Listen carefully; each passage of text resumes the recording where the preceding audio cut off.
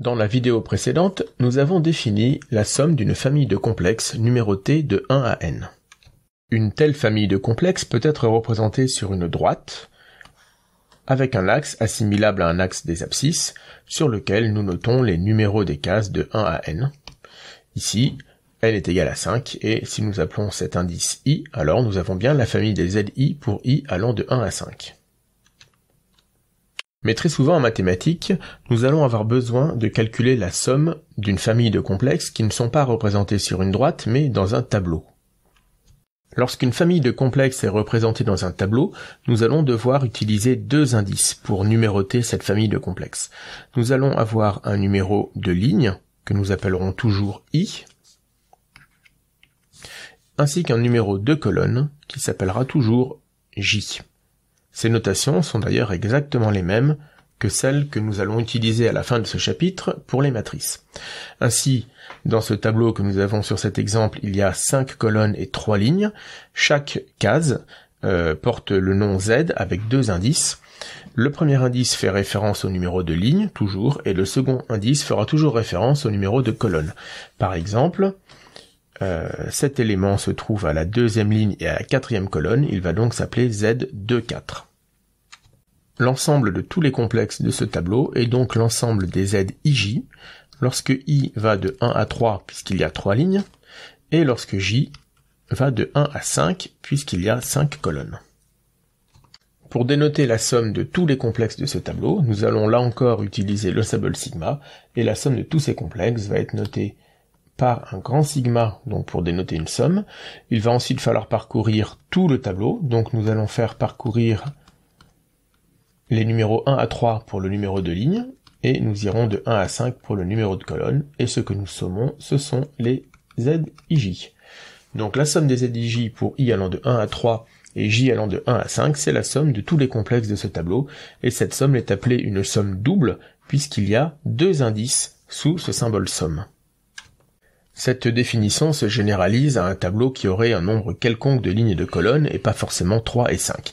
Mais je reviendrai plus tard sur ce cas général. Je vais continuer à étudier cet exemple précis pour simplifier les choses et démontrer un résultat important. La somme de tous ces complexes, ici dans le tableau, c'est la somme de tous ces complexes pris dans leur ensemble, et je ne dis pas dans quel ordre je les ai additionnés. De toute façon, nous savons que, par exemple, si nous avons 3 complexes ABC, lorsque l'on en fait la somme, il est possible d'additionner ces complexes dans l'ordre que l'on veut. A plus B plus C est égal à B plus C plus A, qui est également égal à C plus A plus B, etc. Nous pouvons les sommer dans l'ordre que nous voulons. Donc si je reprends le tableau précédent, je peux décider d'additionner tous les termes de ce tableau dans un ordre précis. Donc si, pour clarifier les choses, j'appelle grand S la somme de tous les termes de ce tableau, je peux décider de d'abord calculer la somme de tous les termes de la première ligne de ce tableau. D'accord ? Donc, cette valeur, je vais l'appeler S1. Somme de la première ligne du tableau. Mais je peux faire la même chose avec la deuxième ligne du tableau et appeler la somme obtenue S2. Et je peux également faire la même chose avec la troisième ligne. J'obtiens donc trois sommes, S1 la somme de tous les termes de la première ligne, S2 la somme de tous les termes de la deuxième ligne, et S3 la somme de tous les termes de la troisième ligne. Mais maintenant, si je calcule S1 plus S2 plus S3, alors j'obtiens exactement la somme de tous les éléments du tableau. Ainsi, S est égal à S1 plus S2 plus S3, ce que l'on peut écrire avec le symbole somme, c'est la somme pour I allant de 1 à 3 des SI. D'accord ? Mais nous remarquons également que S1 est égal à Z11 plus Z12, etc. jusqu'à Z15. Donc S1 également peut s'écrire avec le symbole somme. S1 est la somme pour J allant de 1 à 5 des Z1J. Alors vous remarquerez qu'ici, j'ai bien utilisé J comme indice, puisqu'ici J dénote un numéro de colonne. Il désigne un numéro de colonne. C'est le numéro de colonne qui va de 1 à 5, et le premier indice ici, 1, fait référence au numéro de la ligne, et il est fixé puisque dans S1, j'effectue la somme de tous les coefficients d'une même ligne. Je peux évidemment faire la même chose avec S2 et S3. S2, c'est la somme pour J allant de 1 à 5 des Z de J, puisque le premier indice est maintenant 2, nous sommons les termes de la deuxième ligne. Et S3, c'est la somme pour J allant de 1 à 5 des Z3J. Et donc finalement, si nous réinjectons ces trois relations dans ce que nous avons obtenu au bas de la page précédente, nous obtenons la relation suivante. S qui est égal à la somme pour I de 1 à 3 DSI est donc égal à la somme pour I allant de 1 à 3 de la somme pour J allant de 1 à 5 des ZJ. C'est à nouveau une somme double dans le sens où il y a deux sommes, l'une étant incluse dans l'autre. Il faut le comprendre de la manière suivante, pour chaque valeur de I allant de 1 à 3, donc nous fixons une valeur de I entre 1 et 3, et nous ajoutons toute cette deuxième somme qui dépend de I et d'un indice J. Donc dans cette somme à l'intérieur, l'indice I est considéré comme une constante définie dans l'indice de la première somme, et nous faisons varier J ici. Donc nous faisons bien une somme ligne par ligne. Lorsque I vaut 1, nous calculons toute cette somme-là pour I est égal à 1, c'est donc la somme S1, la somme des coefficients de la deuxième ligne, puis I passe à 2, pour I égale 2, nous recalculons toute cette somme-là, mais maintenant I est égal à 2, c'est la somme de la deuxième ligne, et après nous passons à I égale 3, nous avons la somme de la troisième ligne, et ces trois sommes ont été additionnées, nous obtenons bien S. Donc de la même manière, nous pouvons sommer les complexes de ce tableau colonne par colonne. Si j'appelle T1 la somme des complexes de la première colonne, puis T2 celle des complexes de la seconde colonne, etc. jusqu'à la cinquième colonne, j'obtiens 5 sommes T1, T2, T3, T4, T5, et la somme de ces sommes est égale à grand S. Or, ici, pour chaque J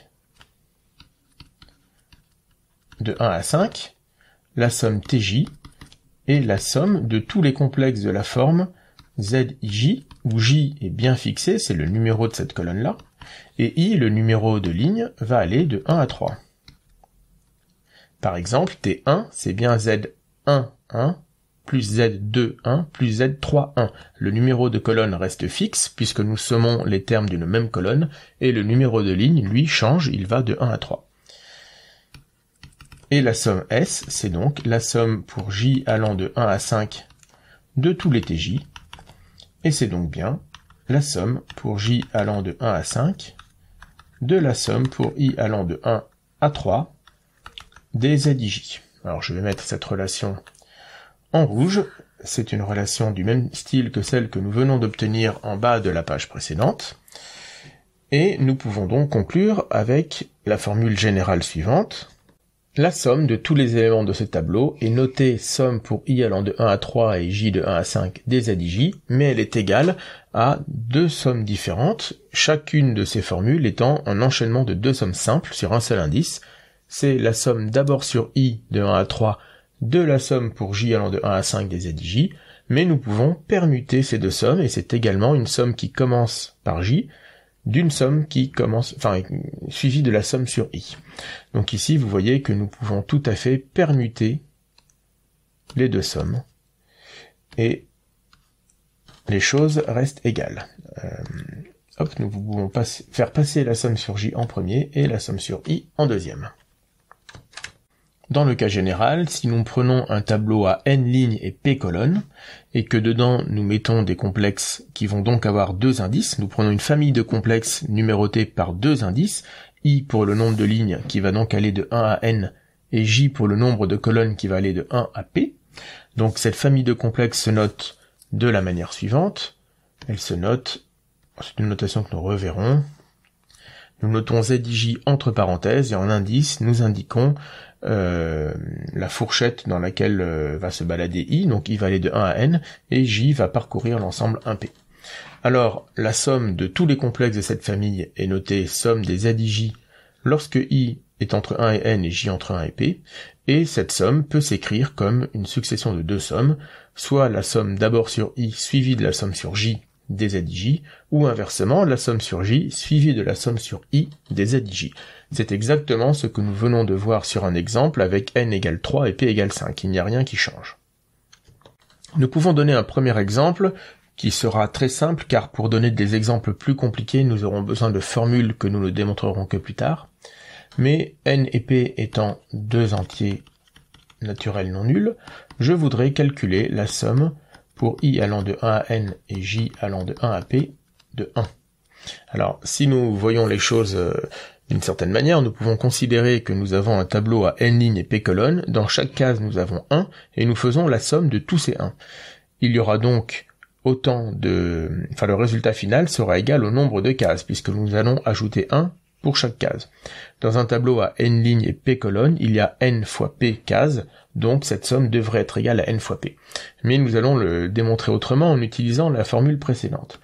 Donc, je sais que je peux décomposer cette somme comme une succession de deux sommes. Je décide de commencer par la somme sur i, suivie de la somme sur j, des 1. Alors, les parenthèses ne sont pas obligatoires, mais elles peuvent être assez utiles. Je vais commencer par calculer la somme en bleu ici. Cette somme en bleu, grand S, c'est donc la somme pour j allant de 1 à p de 1, et nous avons déjà vu dans la vidéo précédente qu'elle est égale à p puisqu'il s'agit d'additionner 1 plus 1 plus 1 plus 1 autant de fois qu'il y a d'indices entre 1 et p, c'est-à-dire p fois. Donc si j'appelle grand T la somme que je cherche à calculer, grand T est bien égal à la somme pour i allant de 1 à n de p, puisque grand S est égal à p. Ça n'est pas obligatoire, mais peut-être que vous le verrez mieux ainsi. P, nous pouvons l'écrire jusqu'à n, p fois 1, et donc nous pouvons mettre p en facteur dans toute cette somme. Nous nous retrouvons à nouveau avec ici une somme de 1. Donc nous faisons 1 plus 1 plus 1 autant de fois qu'il y a d'indices entre 1 et n, il y en a donc n, et nous obtenons p fois n, ce qui était bien le résultat attendu. Un cas fréquemment rencontré est celui où le tableau dont nous voulons sommer les éléments est carré de taille nn, c'est-à-dire avec n lignes et n colonnes.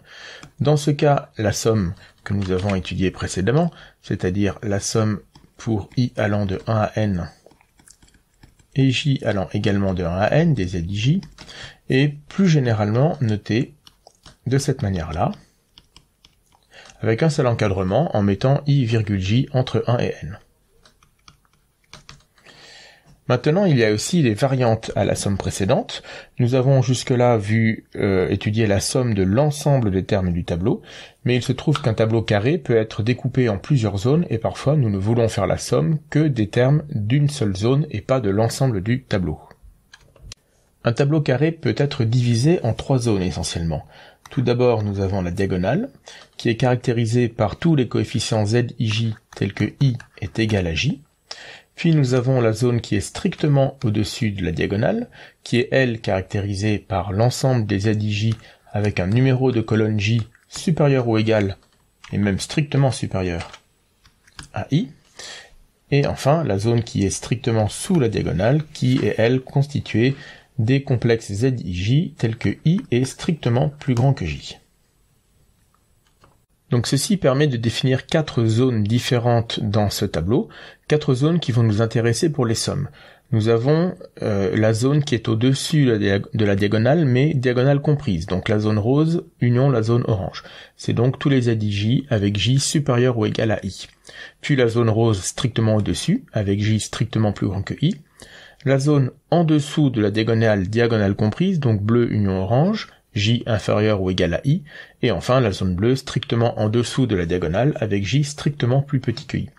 Et fréquemment, nous allons rencontrer des sommes où à chaque fois, nous faisons la somme des coefficients de l'une de ces zones, et donc pas de tout le tableau. Donc nous pouvons déterminer 4 sommes, la somme des termes qui sont au-dessus de la diagonale, qui va se noter ainsi. Nous considérons tous les éléments i et j entre 1 et n, mais en donnant la condition que i est inférieur ou égal à j. Puis, pour la deuxième zone strictement au-dessus de la diagonale, nous avons une somme que nous allons noter grand T, qui va se noter suivant le même principe, mais avec une inégalité stricte entre i et j. Et puis nous faisons la même chose pour les deux zones qui sont au-dessus de la diagonale, cette fois-ci en inversant les rôles de i et de j. Alors comme pour la somme précédente sur l'ensemble des termes du tableau, nous allons écrire ces 4 sommes comme une succession de 2 sommes. Donc écrivons la somme grand S différemment en reprenant le même principe que pour la somme de tous les termes du tableau. Je vais détailler la somme grand S en sommant ces différents termes ligne par ligne. Donc dans la première ligne, comme nous gardons tous les termes au-dessus de la diagonale, diagonale comprise, il faut bien prendre en compte tous les termes de la première ligne. Donc dans la première ligne, nous gardons tous les termes pour j allant de 1 à n. Donc nous obtenons la somme pour j allant de 1 à n des z1j. Par contre, dans la deuxième ligne, le premier coefficient de la ligne ne fait pas partie de la zone que nous considérons. Donc au-dessus de la diagonale, nous n'avons à sommer que les termes à partir de la colonne numéro 2, ce qui nous donne la somme pour j allant de 2, et non pas de 1, de 2 à n, des z de j. Et ainsi de suite pour toutes les lignes, jusqu'à ce que nous arrivions à l'avant-dernière ligne. Dans cette ligne, nous ne sommons que les 2 derniers éléments, c'est-à-dire pour les numéros de colonne allant de n-1 à n, des z n-1j, et enfin pour la toute dernière ligne, il n'y a finalement que un coefficient à considérer, qui est le dernier coefficient, ce qui nous donne la somme pour j allant de n à n, des znj. Et si maintenant nous faisons la somme de toutes ces différentes sommes, eh bien nous obtenons la somme grand S que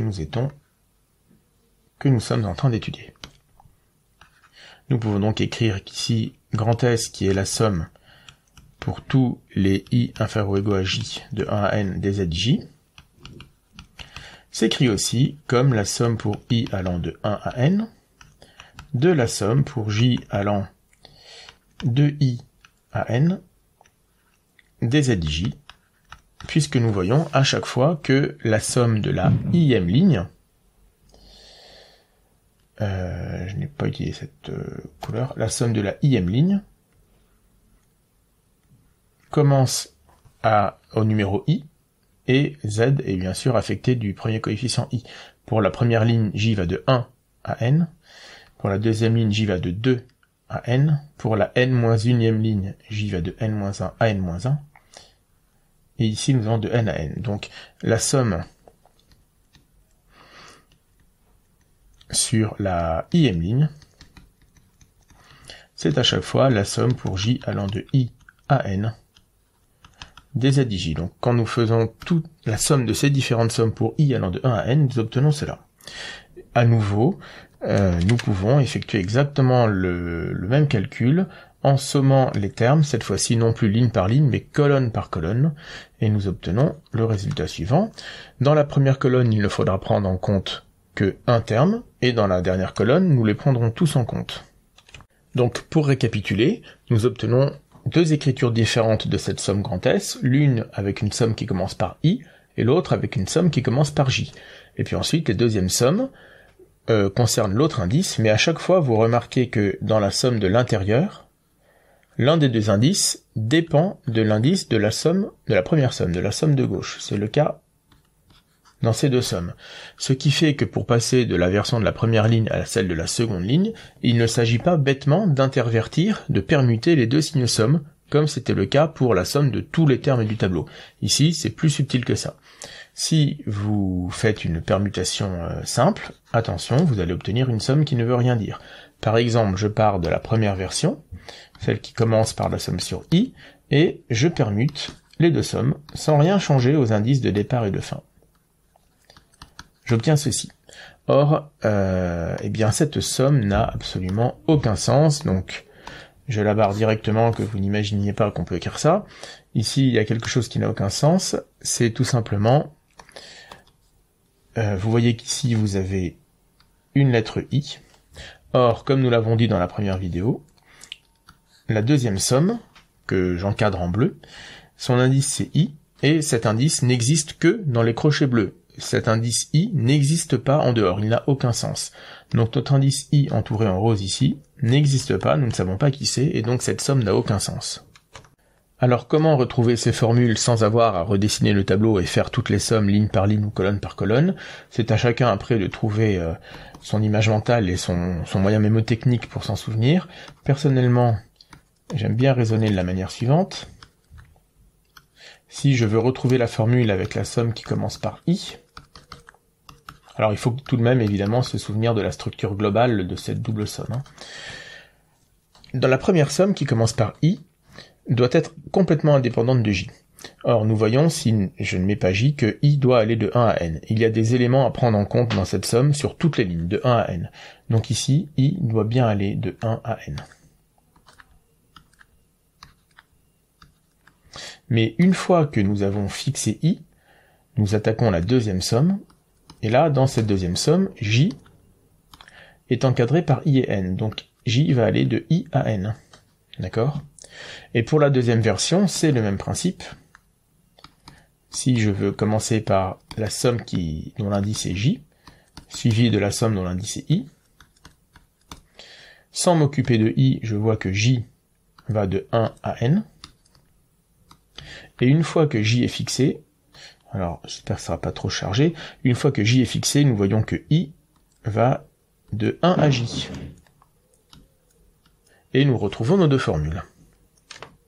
Ensuite, eh bien, nous avons la même chose pour les trois autres sommes, grand T, grand U et grand V. Donc grand T, c'était la somme des termes strictement au-dessus de la diagonale. Donc même principe. À chaque fois, ces sommes vont s'écrire comme une somme avec un indice i suivie d'une somme portant sur j. Mais nous pouvons aussi faire l'inverse. D'abord la somme sur j, puis la somme sur i. Même principe. Ici, je vois que si j'oublie momentanément j, eh bien, alors attention ici, voilà, il faut garder le signe strictement inférieur. I va bien atteindre la valeur 1, mais i n'atteindra pas la valeur n à cause du signe strict ici. Et donc, i va aller de 1 jusqu'à n-1. Il n'y a aucun terme à sommer sur la dernière ligne. Et une fois que i est fixé, j doit être strictement plus grand que i, donc il va commencer à la valeur i plus 1, et il va bien aller jusqu'à la valeur n. Inversement, si j'oublie i, nous voyons que j ne peut pas prendre la valeur 1, il va commencer à la valeur 2, jusqu'à la valeur n. Donc j va aller de 2 à n, et une fois que j est fixé, i va toujours partir de 1, mais s'arrêtera au cran avant j, donc à j-1. Donc pareil pour les deux dernières sommes. Pour la somme grand U, i va bien aller de 1 jusqu'à n, et quand i est fixé, j va de 1 à i. 1 à i. Dans l'autre sens, j va de 1 à n, et i va de j à n. Et puis pour la dernière somme, i va aller de 2 à n, puisqu'il ne peut pas prendre la valeur 1 à cause du signe strict. Et une fois que i est fixé, j va de 1 à i-1, et dans l'autre sens, j va de 1 à n-1, et une fois j fixé, i va aller de j plus 1 à n. Et donc ici, c'est faux. Ici, c'est j plus 1. Une petite remarque que je vais faire sur la toute dernière expression de grand V, mais que l'on peut faire aussi sur la première expression de V et sur les deux expressions de T. Si jamais j est égal à n, alors la somme pour i allant de j plus 1 à n des adj est égale à la somme pour i allant de n plus 1 à n. Or, dans cette version, enfin dans cette somme, l'indice de départ est strictement plus grand que l'indice de fin, donc c'est une somme nulle. Par convention, nous l'avons déjà dit, cela fait 0. Donc grand V, je l'avais écrit comme la somme pour j allant de 1 à n-1 de la somme pour i allant de j plus 1 à n des adj. Nous pouvons très bien lui rajouter 0, cela ne change évidemment pas la valeur de la somme, c'est-à-dire que nous pouvons rajouter la deuxième somme pour la valeur j égale n. Donc dans la première somme, nous pouvons très bien faire aller j jusqu'à n. C'est une deuxième expression possible, mais il faut être conscient que, en faisant ça, nous rajoutons des zéros. Cela dit, parfois il est plus simple de faire cela. Alors en exemple, nous pouvons reprendre un petit peu le même exemple que pour celui que nous avons fait pour la somme de tous les termes d'un tableau. Je voudrais calculer cette somme-là.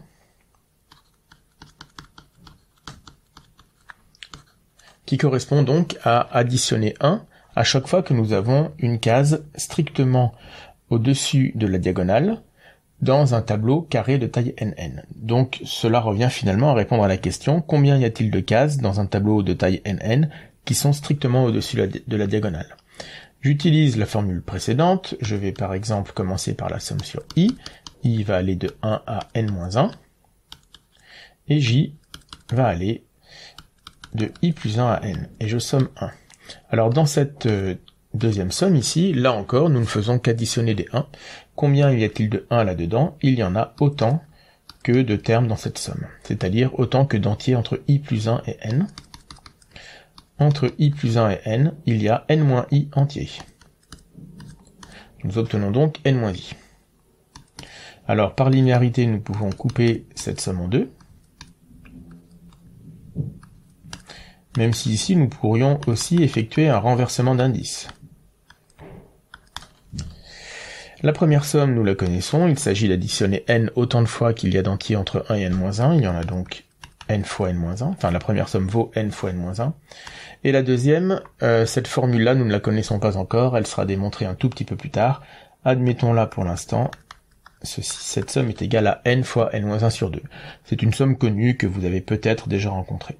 Donc après simplification, nous obtenons n fois n-1 sur 2, il y a donc n fois n-1 sur 2 coefficients strictement au-dessus de la diagonale. Cela peut d'ailleurs se retrouver assez simplement sans calcul. Nous savons que dans tout ce carré, il y a n carré termes. Il y en a n sur la diagonale, donc en dehors de la diagonale il y a n carré moins n termes, or ces termes se répartissent de manière symétrique strictement au-dessus et en dessous de la diagonale, donc strictement au-dessus il y en a la moitié, c'est-à-dire n carré moins n sur 2, qui est bien ce que nous avons obtenu là.